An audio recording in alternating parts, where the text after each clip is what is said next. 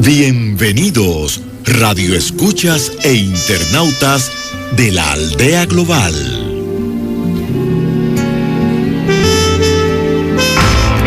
Crece tus ahorros y gana uno de 3 apartamentos. Crece tus ahorros y va a un bello nuevo, te veremos. Por cada 500 pesos de incremento en el promedio mensual de tu cuenta de ahorros o nómina Banreservas, generas un boleto electrónico con el que participas para ganar uno de 3 apartamentos. Las cuentas nómina y ahorro más Banreservas generan el doble de boletos. Nuestro mejor regalo para nuestra mejor reserva. Tú, Banreservas, el banco de los dominicanos. Banreservas.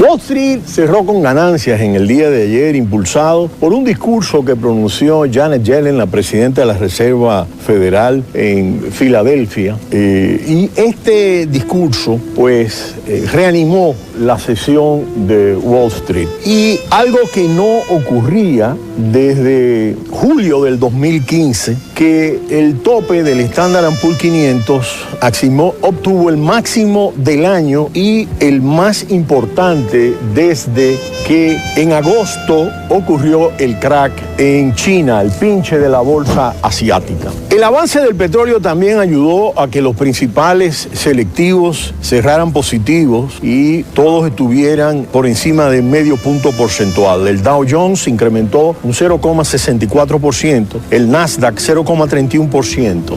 El barril de Texas subió un 2,2% hasta 49,69, su valor máximo en 11 meses. Tenía dos días bajando pequeñas fracciones, mientras el petróleo del Brent, el llamado oro negro de Europa, se incrementó 1,67% hasta 50,47 y es su máximo precio desde agosto pasado. Los ataques en Nigeria de los extremistas islámicos fueron uno de los factores. Ahora bien, el tema que planteó Yellen en su discurso ayer busca apaciguar los temores, sobre todo porque la economía norteamericana solo creó 38,000 puestos de empleo en mayo, su menor avance desde septiembre del 2010, aunque la tasa de desempleo disminuyó 4,7% y muy por debajo de las expectativas de incremento que se situaban en 160,000 empleos, es decir, que de 160,000 que eran las expectativas, solo se crearon 38,000 nuevos empleos, de acuerdo a la información que ofreció el Departamento de Comercio de los Estados Unidos el pasado viernes. Estos pocos alentadores datos del empleo, pues realmente saca de la mesa la probabilidad en un alto porcentaje de que se aumenten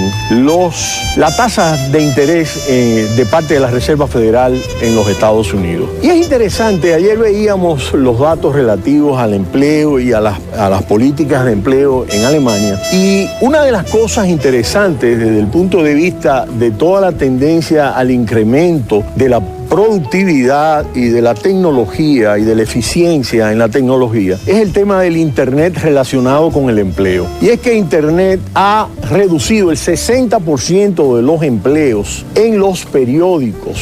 Según estadísticas del Bureau de Labor Statistics en Estados Unidos, las cifras indican que los empleos en estos medios pasaron de 458,000 en 1990 a 183,000 en marzo del 2016, una disminución del 60%. En radio también sufrió un embate de Internet con una reducción del 27% en su base laboral desde 1990. Los periódicos impresos, pese a que hay muchos sectores opuestos a la caída de estos periódicos, la realidad indica que este medio va en progresiva y rápida disminución. El 2008 fue clave para confirmar esta tendencia y en este año se registró la mayor caída al pasar los empleos de 339,800 a los 274,700 empleos en enero del 2009. Otros sectores tradicionales como la publicación de libros y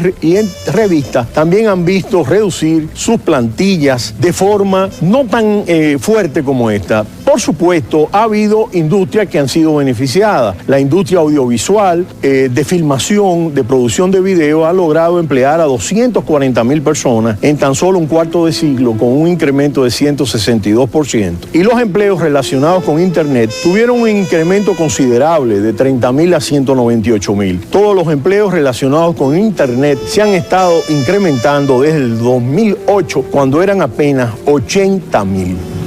De acuerdo a estimaciones de AP y de la cadena NBC, Hillary Clinton ya tiene los delegados suficientes para ser la candidata demócrata en la convención que se celebrará en julio en Filadelfia, en Pensilvania. Tiene los 2,383 votos comprometidos un día antes de las últimas votaciones de las primarias que se celebrarán en el día de hoy. Por primera vez en la historia, una mujer ha logrado asegurarse la nominación como candidata a la presidencia de los Estados Unidos. Nuevos apoyos por parte de los superdelegados, aquellos que no están condicionados por el voto de los militantes, le han hecho llegar a los votos requeridos. Los superdelegados son legisladores, cargos electos y notables del partido que son miembros natos de la convención independientemente de lo que pasa en las primarias. AP ha entrevistado a los 714 superdelegados. 571 apoyan a Clinton, 48 a Sanders y 95 no se han pronunciado.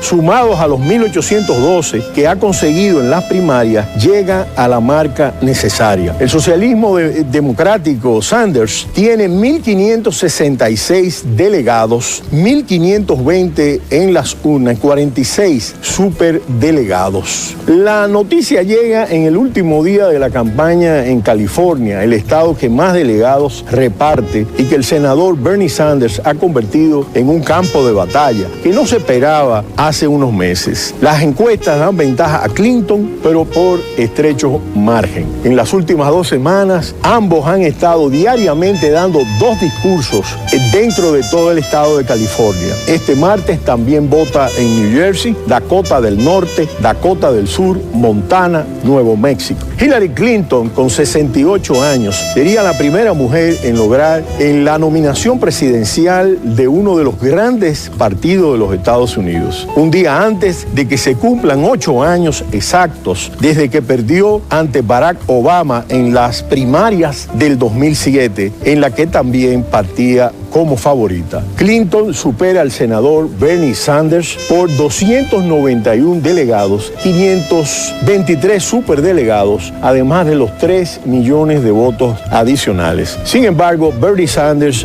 prometió llevar su candidatura hasta el último día y así ha sido. Él espera que en la convención podría haber algún tipo de viraje, sobre todo él espera que en California él pueda obtener votos importantes para ganar y en New Jersey.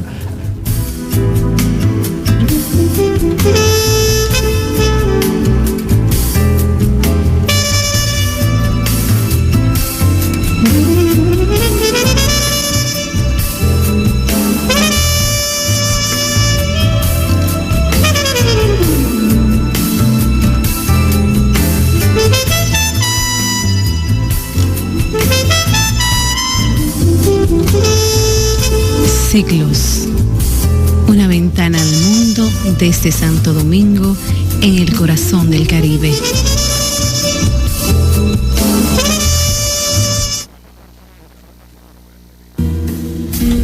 Ciclos, hoy con la música de Diane Kroll como telón de fondo. Y pianista de origen canadiense, nació en 1964, su abuela era cantante de jazz y sus padres Adela y Jean tocaban el piano. A los 4 años la pequeña Diana empezó a tomar clases de piano. De adolescente, Kroll se unió a la banda de jazz de su escuela superior y a los 15 años logró su primer trabajo remunerado. Tocaba el piano 3 noches a la semana en un restaurante local. Sentía admiración por Nina Simone, aunque solo se sentía del todo cómoda como instrumentista. En 1981 ganó una beca del Festival de Jazz de Vancouver para estudiar en la prestigiosa Escuela de Música Berklee en Boston, Estados Unidos, donde estudió Juan Luis Guerra. Una noche, el reconocido bajista Ray Brown la escuchó tocar en un pequeño local de Nanaimo. Impresionado, se presentó en el camerino y le propuso ser su mentor y manager. Kroll aceptó encantada, iniciando una relación profesional que se mantendría hasta el fallecimiento de Brown en julio del 2002. Siguiendo el consejo de Brown, Diana se mudó a Los Ángeles. Allí, con una beca del gobierno canadiense, prosiguió sus estudios bajo la tutela del pianista Jimmy Rawls, director musical de la legendaria sala de conciertos Hollywood Bowl. Rawls la animó a completar su habilidad al piano, desarrollando del todo sus posibilidades vocales, de las que todavía se sentía insegura. En 1994 publicó para el sello Only Trust You're Here, en el que contó con la colaboración al bajo de su viejo amigo Ray Brown. Para este disco contó con un productor de lujo, el veterano Tommy Lipuma, cuya trayectoria incluye trabajos con Miles Davis, Joao Gilberto o Nat King Cole. Ambos quedaron tan satisfechos con el resultado que Lipuma ha seguido produciendo todos sus trabajos posteriores. Tras emprender su primera gira internacional por Estados Unidos, Canadá, Europa y Japón, en 1996 presentó All For You, un delicioso homenaje a la música de Nat King Cole, publicado por el clásico y renovado sello de Jazz Impulse. No solo recibió críticas excelentes, el diario The New York Times lo eligió entre los 10 mejores discos del año, sino que además obtuvo unas ventas sorprendentes para su género y una nominación a los premios Grammy. Su siguiente disco, Love Exceed, 1997, la situó definitivamente entre los grandes del jazz. Participó en eventos de prestigio como las galas de ese año de tributo a Ella Fitzgerald en el Carnegie Hall y a Benny Carter en el Lincoln Center, y durante semanas fue la atracción de Walk Room, la prestigiosa sala de conciertos de Algonquin Hotel de Manhattan. Sin embargo, pocos imaginaban hasta dónde podía llegar su popularidad. Con When I Look in Your Eyes, en 1999, logró su primer disco de platino, 1 millón de ejemplares vendidos, y el premio Grammy a la mejor interpretación vocal del jazz. También fue la primera artista de jazz nominada en la categoría de álbum del año en 25 años y en participar en el festival Lilith Fair, habitual escenario de cantantes como Alanis Morissette o Sheryl Crow.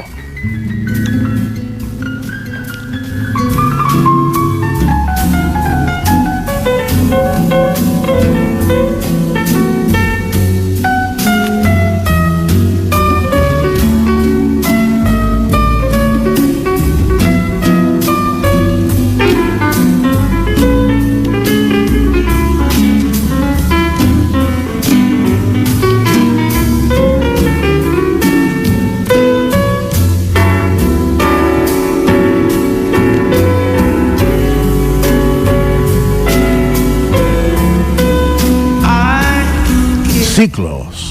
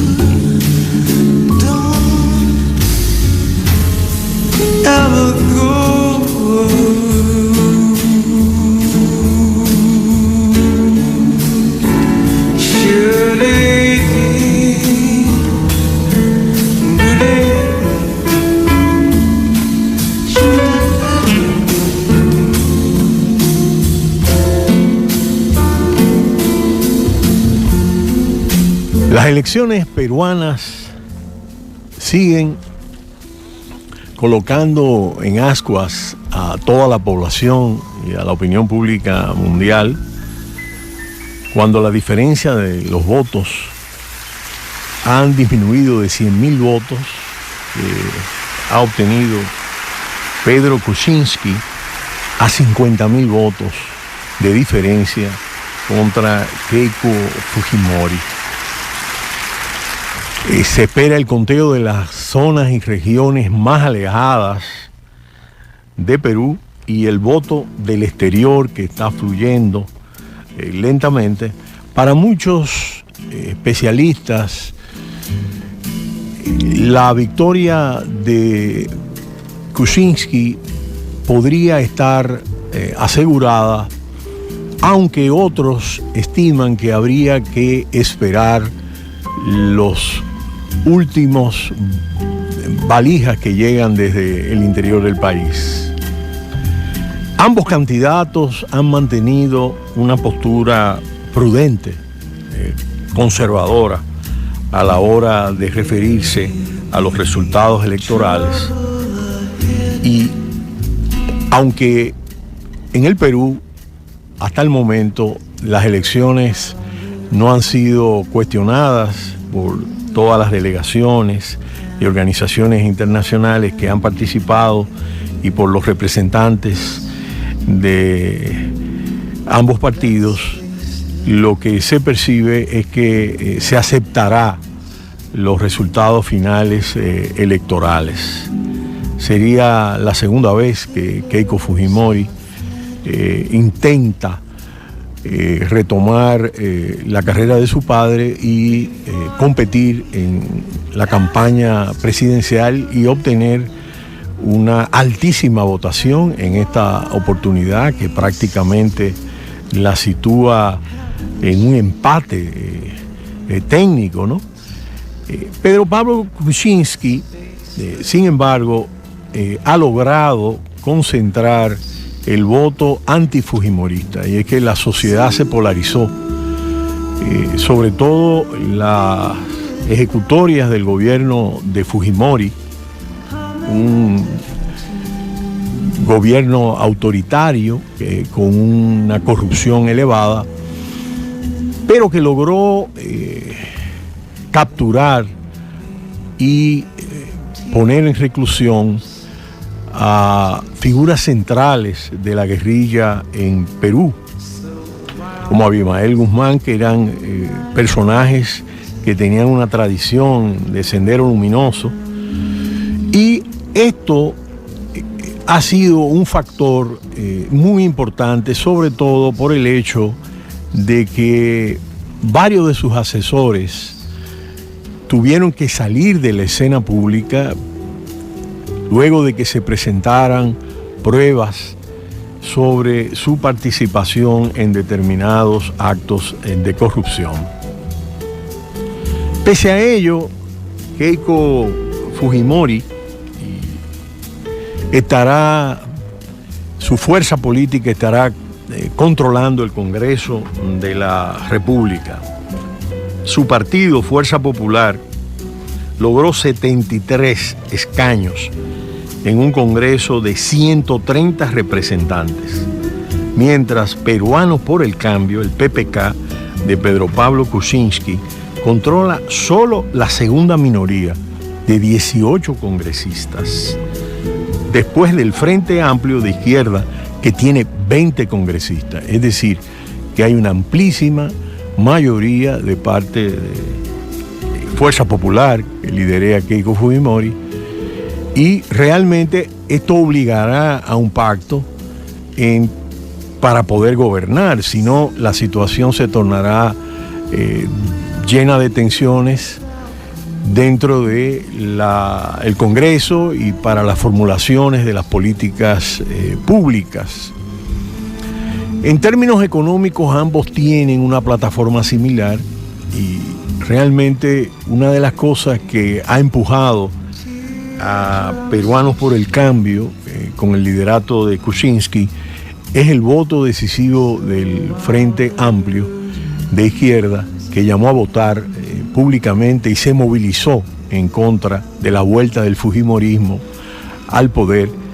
Luego de las elecciones, sin embargo, ellos marcaron diferencia y plantearon que su postura y su plataforma política no era similar a la de Kuczynski y que tratarían de ver dentro de las diferentes propuestas que se presenten en el Congreso para garantizar su independencia dentro de todo el debate que se va a generar en este Congreso.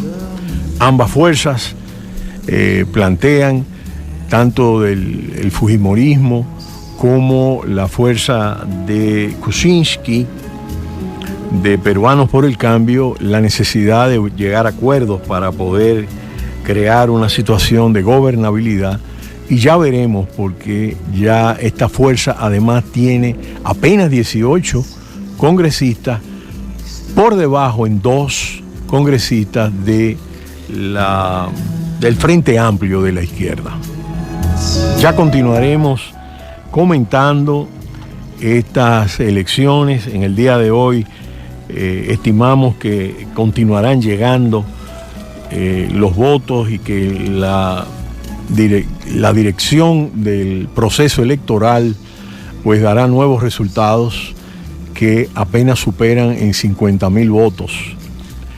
Por supuesto, la diferencia siempre marca la posibilidad de que con un voto haya la posibilidad de un triunfo legítimo, sobre todo cuando las elecciones no han sido cuestionadas.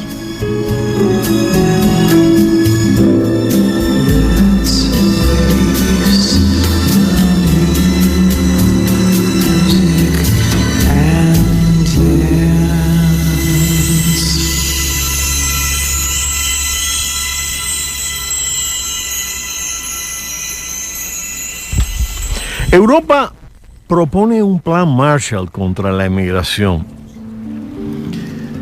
con el objetivo de tratar de frenar la situación que se está presentando, tanto la migración que viene desde Turquía por toda la situación del enfrentamiento militar en Siria, como por la migración económica del norte de África, emigrantes que tienen una debilidad flagrante que realmente lleva a estos migrantes a desafiar el Mediterráneo para llegar hasta Europa. La Comisión Europea propone a los 28 países en el día de hoy un plan para frenar el flujo migratorio desde los países de origen. La propuesta incluye un fondo de inversiones para apoyar los programas de cooperación de estados receptores. Incorpora también incentivos negativos para aquellos que no frenen la llegada de personas de la Unión Europea, limitar ayudas o recortar ventajas comerciales. Ha habido, como sabemos y hemos estado comentando en ciclos radio, han surgido tanto en Alemania como en Francia, como en Europa del Este, sobre todo aquellos países que formaban parte de la otrora Unión de Repúblicas Socialistas de la URSS, han planteado medidas muy negativas frente al plan que se ha asumido de parte de la Unión Europea de recibir cuotas de inmigración para enfrentar esta problemática. Y justamente lo que se está planteando es hacer un plan equilibrado que permita controlar este flujo migratorio, controlar las fronteras. Ahí está el tema del Schengen, que hemos explicado, la libre circulación dentro de todo el espacio europeo, y la posibilidad de que al mismo tiempo puedan incorporarse por cuotas dentro de los diferentes países. Hasta el 2020, Bruselas prevé gastar 8.000 millones de euros, algo más de 9.000 millones de dólares, en esta iniciativa que busca enfrentar este problema y que ha sido uno de los puntos más importantes de discordia en la Unión Europea. Y es que con un lento crecimiento, bajísima inflación y elevado desempleo, la fuerte migración desatada hacia Europa pues ha generado una respuesta de rechazo a esta inmigración, llegando a niveles de xenofobia frente a esta migración. Es importante destacar, como hemos estado analizando en Ciclos Radio, que frente a una pirámide poblacional como la que tiene Europa, envejeciente, la incursión de esta mano de obra pues genera la posibilidad de reactivar el mercado de trabajo y a través de los impuestos que pagaría esta mano de obra y de las cotizaciones de las pensiones pudiesen mejorar las posibilidades de que el sistema de pensiones no colapse en muchos de estos países.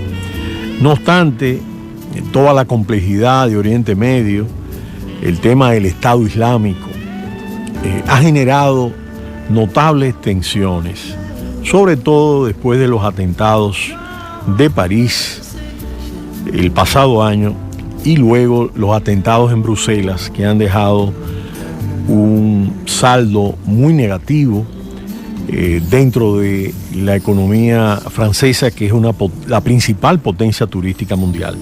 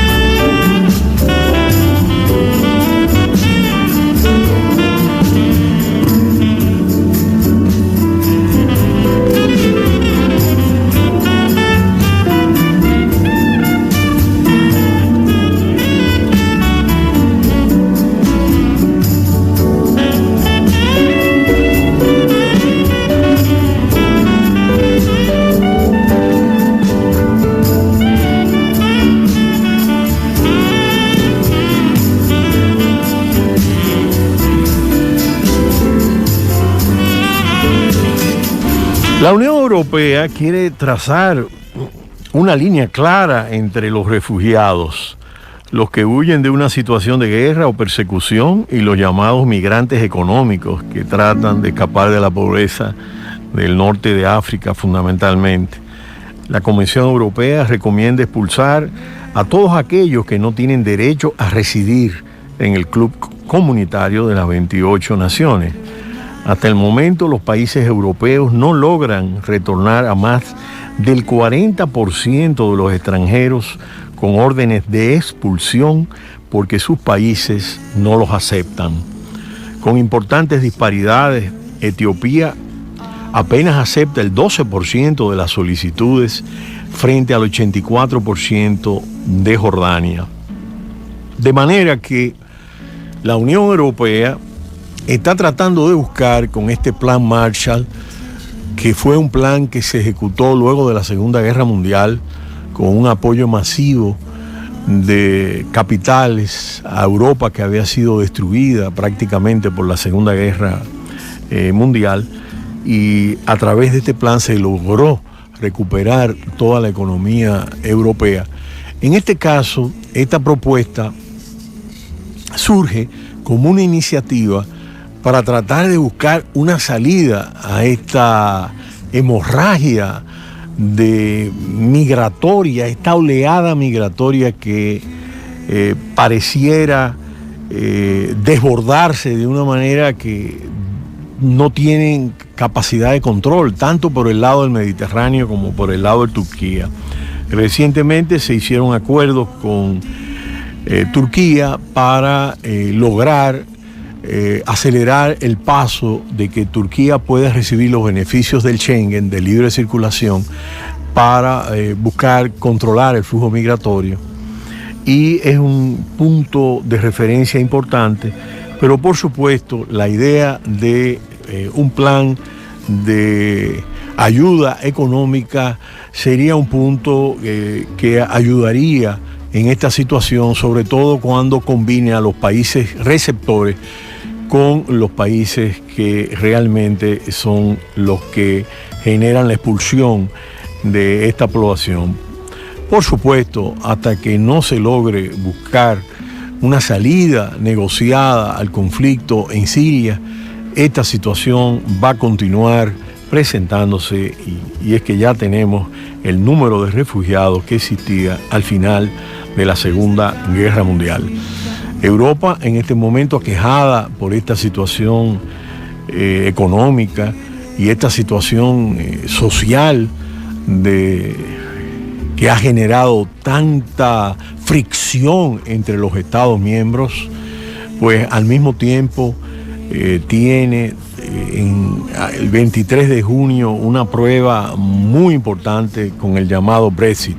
Habrá el referéndum para ver si Inglaterra se sale de la Unión Europea, y esto tiene crispada a toda la opinión pública, no solo europea, que al perder a Inglaterra pues debilitaría el euro y habría posibilidad de que otras naciones intentaran salirse, y a la propia Unión Europea, y no solo a Europa, sino a toda la economía global, al presidente Obama de Estados Unidos, a China. Todos los países están atentos a lo que pueda ocurrir con los resultados de este referéndum del 23 de junio.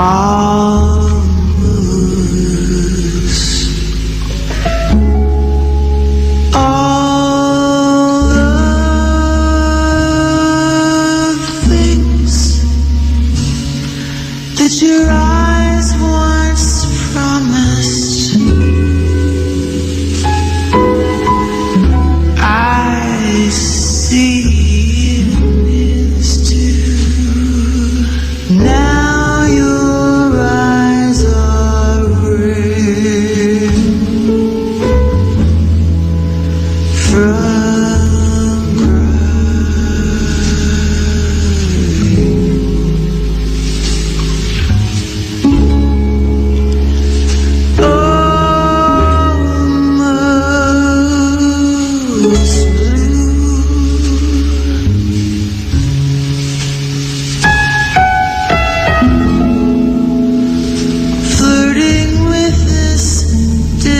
master became me.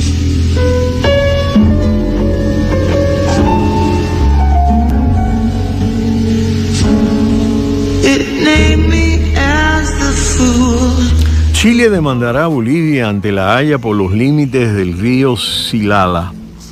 El Estado chileno demandará a Bolivia ante la Corte Internacional de Justicia de La Haya para que determine si las aguas del río Silala son internacionales, según destacó la presidenta chilena Michelle Bachelet.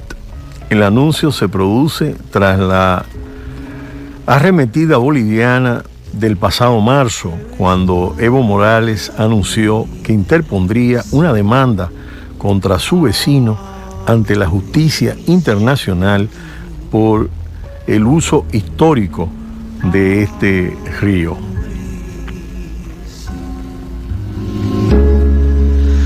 Not all good things come to an end now. It is Y este conflicto se suma a todo lo que ha sido el debate y la interposición de parte de Bolivia en la Corte de La Haya, que busca que Bolivia encuentre una salida al mar. Y este es un punto que ha estado en disputa por ambos países en los últimos decenios.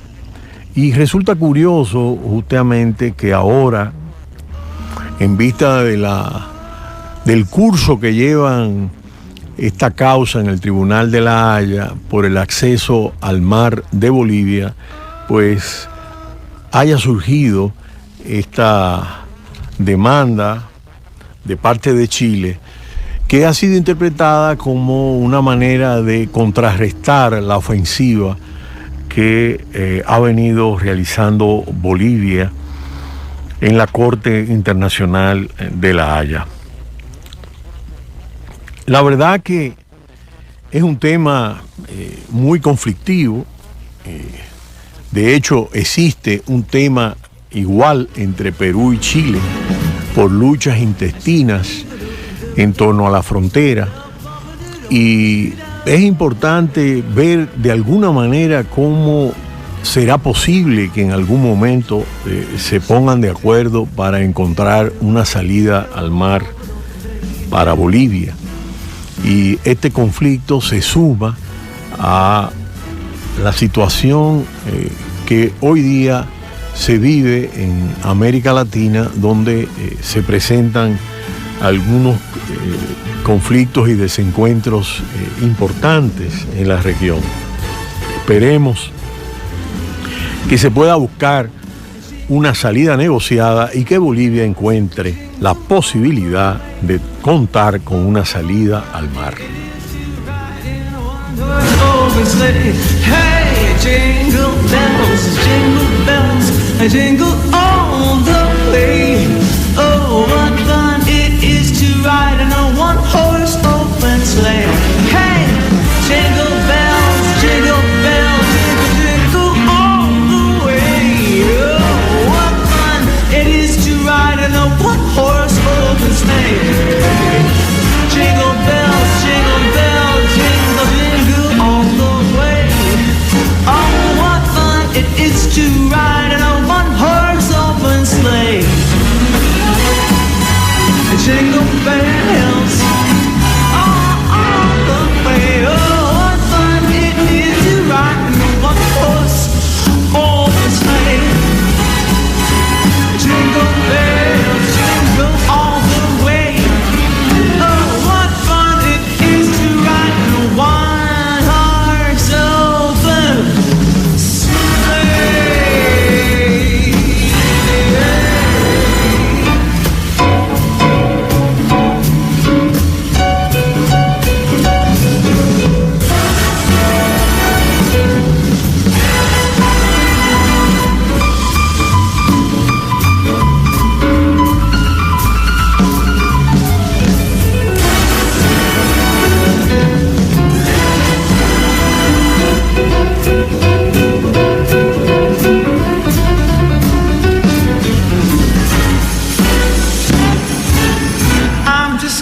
La derecha se disputa el voto evangélico en Brasil y los sociólogos alertan de los prejuicios sobre los fieles que ya representan el 22% de la población.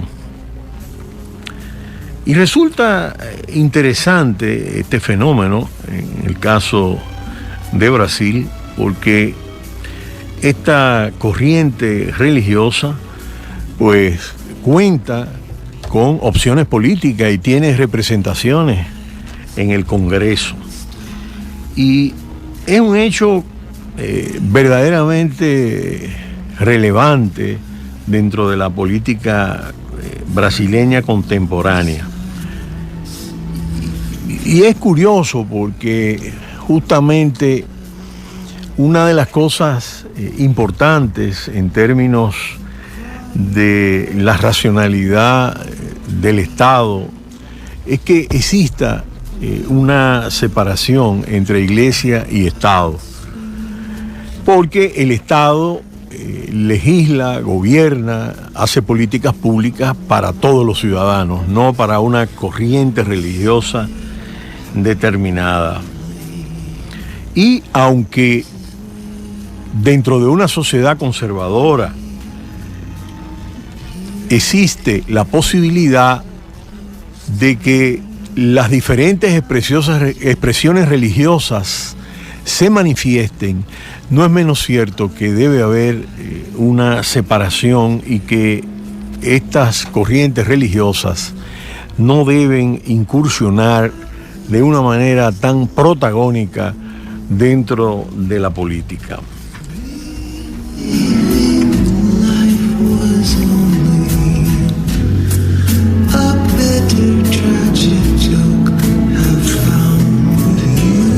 En el Congreso brasileño hay 75 diputados federales y 3 senadores de esta confesión, más que nunca.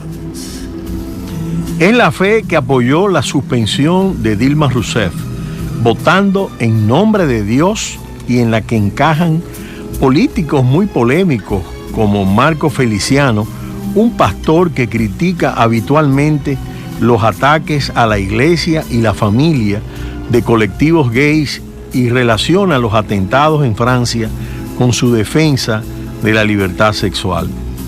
El presidente interino, Michel Temer, también evangélico, mostró en el discurso de investidura de los ministros, de sus 12 ministros, en el que no existía ninguna mujer, no existe ninguna mujer ni ningún negro, mostró hacer un acto religioso con Brasil, de declaraciones textuales dentro de su discurso. Y antes recibió la bendición de un pastor de su corriente que defiende curar la homosexualidad. Es decir, que el hecho de que exista la libertad de creencia y la libertad religiosa, que es fundamental y que debe existir en toda sociedad y que en todo estado deben tener libertad todas las corrientes religiosas y que deben expresarse. Y otra cosa es que en el Estado pues ganen representación importante dentro de fuerzas políticas que estén totalmente homogeneizadas en torno a un discurso religioso. Un discurso que indiscutiblemente se muestra excluyente frente a otras religiones, frente a otras creencias.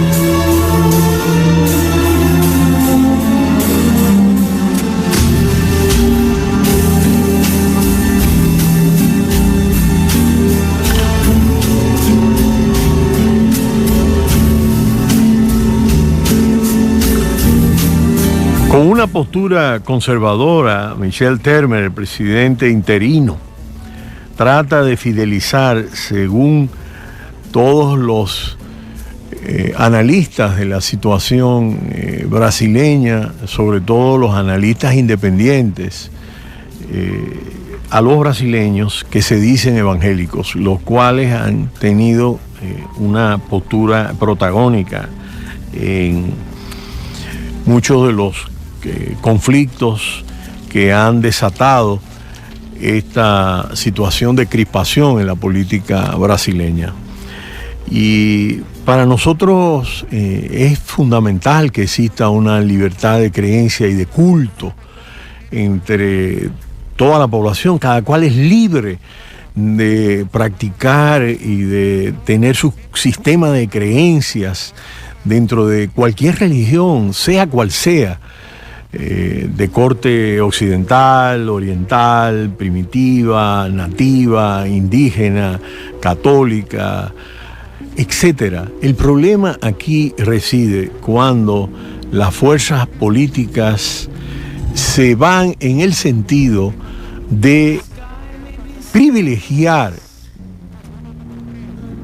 la hegemonía de una sola religión dentro de una fuerza política, y a partir de esa plataforma entonces buscar una radicalización del discurso, porque invocar a Dios con ese fundamentalismo a través del cual tratan de impulsar un conjunto de políticas públicas que en nada realmente tendría que encontrar origen en su adscripción religiosa. Ese fundamentalismo que encontramos en el Estado Islámico en Oriente Medio, o que encontramos en algunas corrientes en otras latitudes, es uno de los elementos que la humanidad debe dejar de lado. Debe existir un sistema de creencias y de libertad religiosa que permita que todos, absolutamente todos, tengan la posibilidad de tener su espacio, pero debe existir una diferenciación clara entre Estado e Iglesia.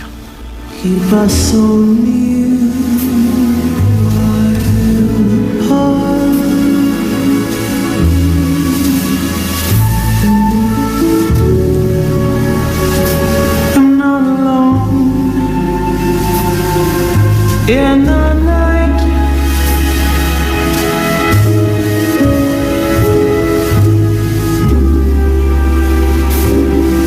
when I can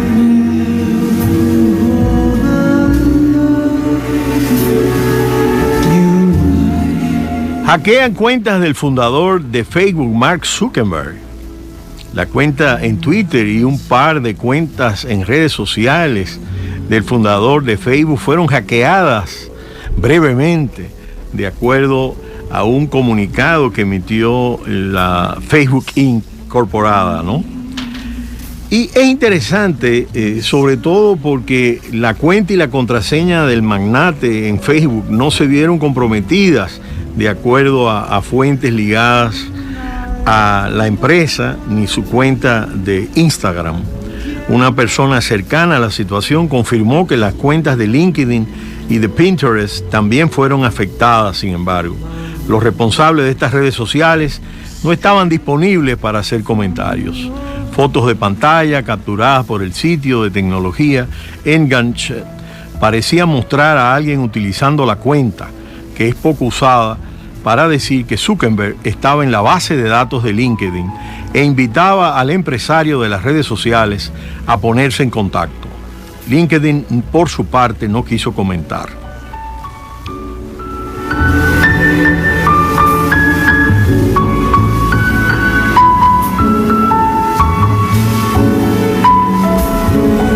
El hackeo es uno de los temas hoy día prioritarios a nivel global, tanto así que en la agenda de la visita del secretario de Estado norteamericano a China hace un par de días, pues uno de los temas centrales de la agenda está cifrada justamente en este tema del hackeo.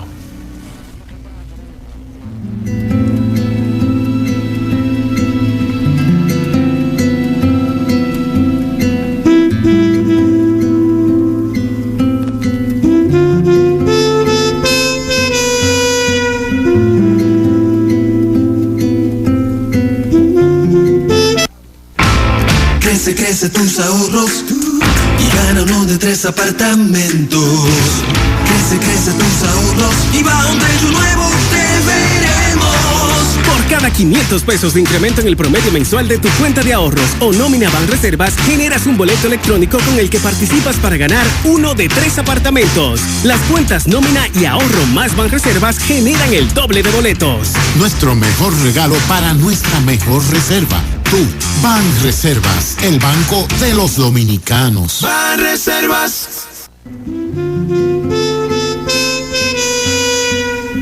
Ciclos se despide por esta emisión y les da las gracias a sus radioescuchas e internautas de la Aldea Global y los invita a un nuevo encuentro a esta misma hora por Dominicana FM 98.9 y 99.9.